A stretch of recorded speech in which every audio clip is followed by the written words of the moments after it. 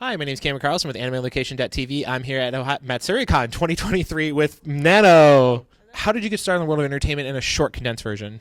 Okay, in a short, condensed version, I was born and raised in America, New York City, and so I am really happy to be able to come back to the U.S. and perform like this. But when I was little, I decided that I wanted to work as an entertainer because I love the stage, I love to do music, but I didn't know how to go about that. And so when I came across anime music, which was a lot in my roots because I watched a lot of anime as a kid, I decided that I wanted to pursue a career in the world of J-pop and J-rock and anime music, right? So I moved to Japan, decided to try uploading a lot of my own songs and cover songs online, and that kind of hit it off, and I was discovered by a major label, and they signed me, and voila, it's a dream come true. Awesome. Now, I made it sound really easy, but it's not easy. No, we know it's not an easy. Yeah. So you have worked on a lot of original music and covers. What would you say was one of the hardest ones to work on, be it original or a cover? Both are very difficult in their own way, and both have very different challenges. I think, though, to be honest, working on original songs is more of a challenge because you don't have any thing to work on. It's completely from zero and from inside your own experiences, and you have to really think about what kind of story you want to depict. But with the anime songs, for example, they give you the story. They give you kind of like the theme of what to write about. So creating is more, you have ingredients to work with, as opposed to with original songs. You have to grow your own seeds and make your own plants and then, cook that. So it sounds like you have a really good mental state on it, though, that you put a lot of effort and passion into it. So it says in your bio that you've sold out some shows here in America and Japan. What's it like to walk on stage and see a crowd of all these happy fans that you're ready to perform for? Oh my gosh. I have to start off with saying that doing concerts and live shows is the main reason why I'm doing music. It's my favorite aspect of being a singer. Of course, I love recording and creating songs itself, but I just love the feeling of being able to connect directly with the fans on stage and getting energy from them. And recently, I've been overseas quite a bit in my career, but recently I went to Brazil and to Germany as well. And Brazil was my first time there. So the crowd was just so amazing and hyped up because they were, excited to see me for the first time as well. And all these amazing places that I get to go through my career is just like each and every stage strikes something deep in me, and it's a different experience. But of course, being in America is always like coming back to my home place. So. Yeah. So your music has evolved over time. What would you say has been one of the biggest evolutions for you since back in 2010, which is when I went all the way back to your earliest one on YouTube? What's it been like one of the biggest changes for you in the last 13 years? Oh, well, I started out doing cover songs, of course, but now I do my own songs, and that kind of evolution was very personal for me, being able to express my own messages through my songs. And I think over the years, I've become stronger both as a human being and as a musician.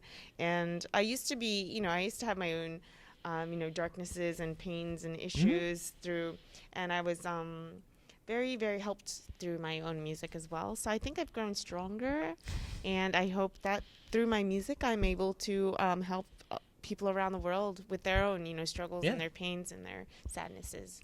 No, I mean, I think that's a wonderful message when you can able to get out and reach to other people and help them with their issues, and then they help you too when they give you feedback on, hey, I really like this, that type of stuff. That is one of the most amazing things, to hear fans' voices directly, like whether it's through SNS or.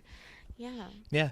So recently you happened to work on a new album called Noxy? Oh, this is called Noise. Noise. It's okay. One. Thank you. So how was it like working on that? And one thing that caught my attention immediately was that you were working with the internet singer Demon Dice on one song. What was it like working with them on it, and also the newest album? Well, Noise is really a very, very NANO album. I think over the years I've become more sort of kind of, I don't know, my identity has become stronger. I know who I am and who I am as a musician as well. And this album was my 10th anniversary album, so I wanted it just to be really, really powerful. Yeah. And just to scream NANO. And so I wanted to do everything that I wanted to do over the 10 years and stuff it into this album. And that included doing collaborations with people that I respected. And Demon Dice, of course, I actually met her at Hawaii, at a convention in Hawaii for the first time. And it's a great place to meet someone. Yes, very. Like, I actually meet a lot of musicians through different conventions, so it's amazing, you know. And we became, you know, friends, and I really, really was like, you know, her rap style and then my rock and roll style could do a very, very cool collaboration. So I offered... I asked her if she wanted to do a official collaboration with me on my album, and she was like, "Oh my gosh, yes, let's do it!" And we came up with a really, really awesome song called "We Are the Vanguard." Yeah. And yeah, I'm just so blessed to meet so many amazing people through music. Actually, researching for this, I listened to the song, so I could get a sense of it. Really? Yeah, so what a lot of people don't know is when I do singers or anybody, if you have publications of anything that you've worked on, I will actually listen through. I'll just kind of pick randomly. Wow, but I saw Demon Dice immediately, and I was like, I need to listen to this one so I get a sense of how that flow. Because I know she does rap, you do rock. I wanted to see how you guys played off each other, so I really enjoyed it actually when I was listening to it for the research. So your appeal as a singer crosses many borders, and we talked about the Germany, Brazil.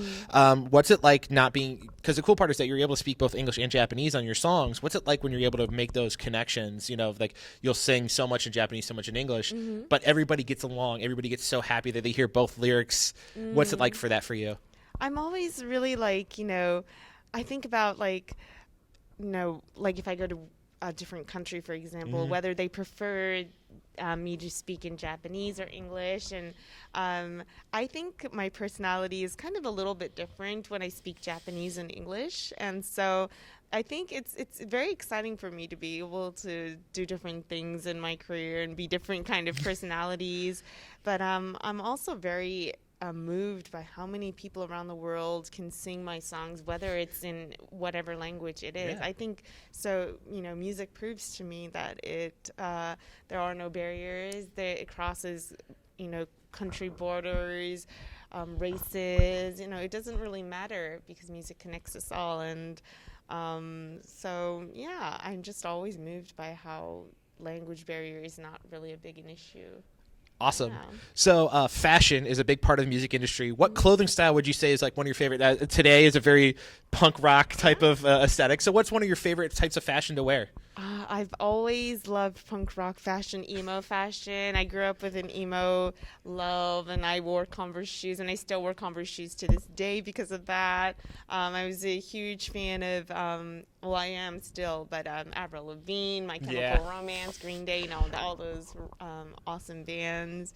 And of course in Japan, you know, I personally am not a visual kei artist, but I really think visual kei really changed the fashion industry around the world, and they have an effect on a lot of different types of fashions as well. So. The one way I always visualize visual kei is it's like if David Bowie had just lived in Japan for a while. That's how I as it's David. It's like a weird like David Bowie just was like, I live here now and created visual kei kind of like just by being in Japan at some point. Exactly. You know, it's worldwide now, and I think fashion is definitely always goes with music as well. Yeah. So now as a singer, how do you keep your voice in really good health? Because we understand, you know, you might have those really long recording sessions where you're screaming or, you know, really putting a lot of effort into your voice. How do you make sure you keep your voice healthy? When I started out, actually, I had a very weak throat, and I couldn't sing like 4 songs consecutively without damaging my throat. And so I really had to just try hard to practice and practice and practice. And when I first made a debut, my director really provided songs for me that were just insanely loud and fast, and I was like, how does he expect me to do a whole entire concert with these types of songs? But gradually, because of that, I was able to strengthen my vocals. And now what I do is just make sure that I don't stress out a lot. I think stress really, really Yeah. takes a toll on your singing as well. And so make sure that I get a lot of sleep and stay relaxed. Just, get a lot of rest and hydrate and I don't know, keep your vocals, it's like a instrument. So if you're going to care for your guitar or your violin, it's the same way that you would care for your throat. Just be very kind to it and know that anything you do can, damage it. So. Yeah. Now, are there, kind of finishing things up, are there any upcoming projects? We understand NDAs are a thing that you can't break, but are there any upcoming projects past Noise that you want fans to check out that are coming up within the next couple months? Well, I'm always working on new projects with different in different genres. Like I do game songs, I do anime songs, I'm doing shows around the world. I'm definitely right now my biggest focus is going to as many countries as I can to perform. And with the team that I'm currently working with right now, both in Japan and in America, for example, we're really, really looking into just taking the world one by one. So I just can't wait to go to new countries, new places, to interact with new fans. Definitely look forward to those kinds of overseas shows, as well as new content from me. So also, like you said earlier, I think collaborations are very, very important for me and very, very exciting. Yeah. So hopefully look forward to exciting collaborations with me and other amazing musicians. Well, I really appreciate you coming out today. Thank you so much for being here. Thank you so much.